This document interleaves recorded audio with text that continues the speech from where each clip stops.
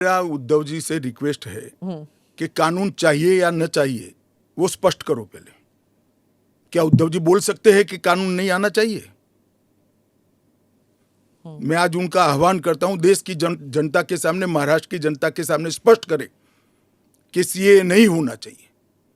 हिंदू शरणार्थियों को, बौद्ध शरणार्थियों को, जैन, बौद्ध और क्रिश्चियन शरणार्थियों को नागरिकता नहीं मिलनी चाहिए। एक बार उद्धव जी स्पष्ट करें जरा। संविधान के बारे में बात करें तो यूबीटी जो ग्रुप है शिवसेना की, वो कहते हैं कि आपकी विफलताओं को छुपाने के लिए मेरा उद्धव जी से रिक्वेस्ट है कि कानून चाहिए या न चाहिए वो स्पष्ट करो पहले। क्या उद्धव जी बोल सकते हैं कि कानून नहीं आना चाहिए?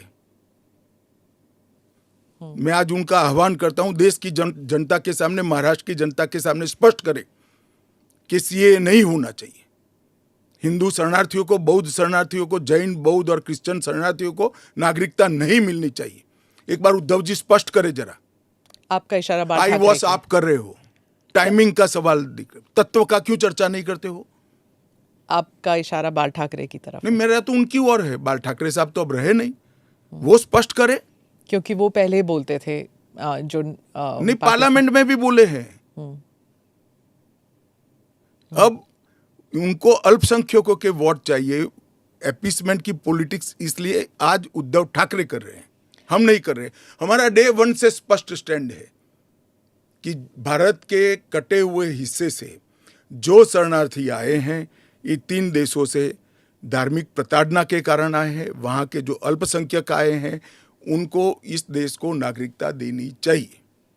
ओवैसी साहब पे आ जाती हूँ, जो आपके हमेशा ही स्पीक्स अगेंस्ट यू, तो उनके बारे में वो खुलकर ही कह रहे हैं कि ये एंटी मुस्लिम है।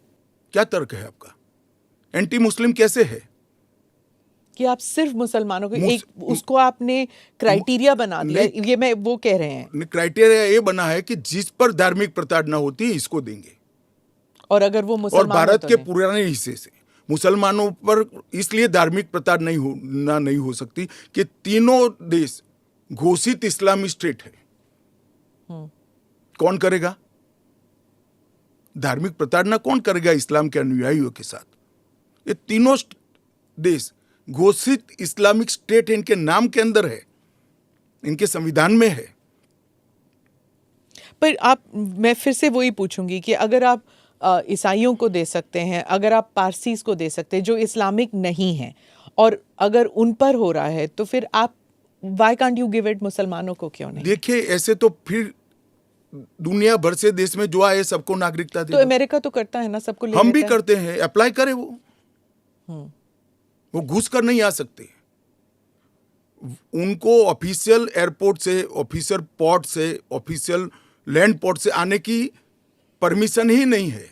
इसलिए बेचारे घुस कर आते हैं, शरण में आते हैं। अमित भाई, वो आपका एक वो इंटरव्यू बार बार लूप पे चल रहा है हर जगह कि क्रोनोलॉजी समझिए, सीए के बाद एनआरसी आएगा। देखिए, ऐसा है स्मिता जी, सीए का कानून अभी चर्चा पर है। एक, इसमें एनआरसी का कोई प्रोविजन नहीं है। 2, इसमें किसी की नागरिकता छीनने का कोई प्रोविजन नहीं है। 3, अगर विपक्ष को ये चाहिए कि उनसे चर्चा हो, तो कोई भी कानून करने से पहले और बाद में संसद में चर्चा होती ही है।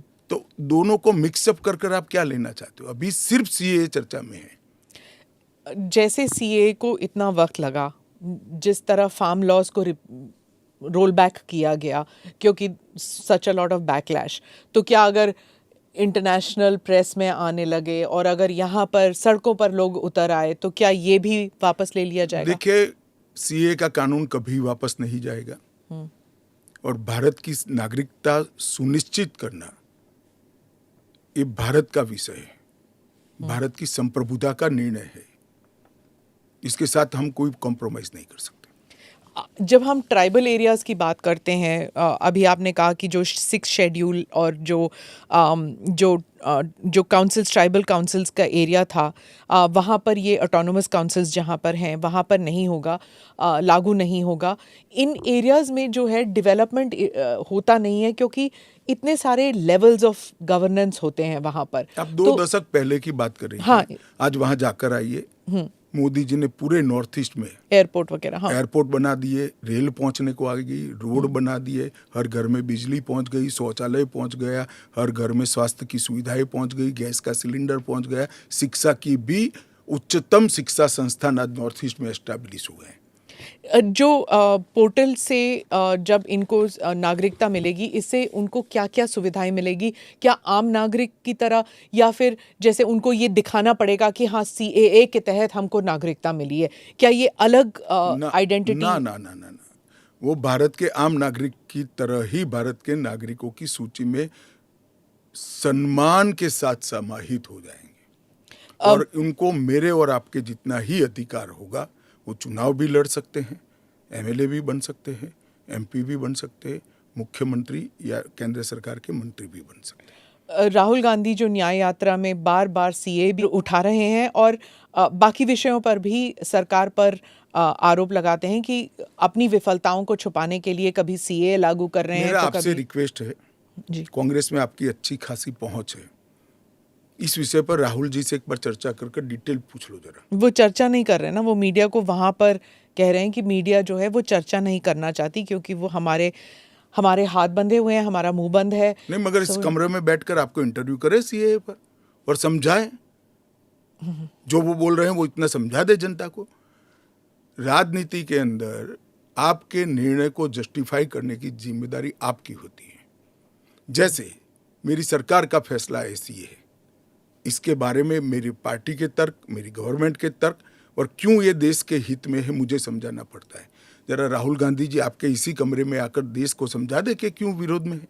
आप कहते हैं कि ये राजनीतिक नहीं है, लेकिन आपके जो राजनीतिक स्पीचेस हैं, तेलंगाना में आपने कहा, जब आप अपने वायदे गिनते हैं कि ये वायदे हमने पूरे किए, तो सीए भी उसमें है। तो इसमें राजनीतिक कहाँ से हो गया? तो फिर आपके तो वायदे हमारा एक वादा था कि देश के अर्थतंत्र को सुधारेंगे, तो क्या अर्थतंत्र मत सुधारो, पॉलिटिक्स कर रहे हो।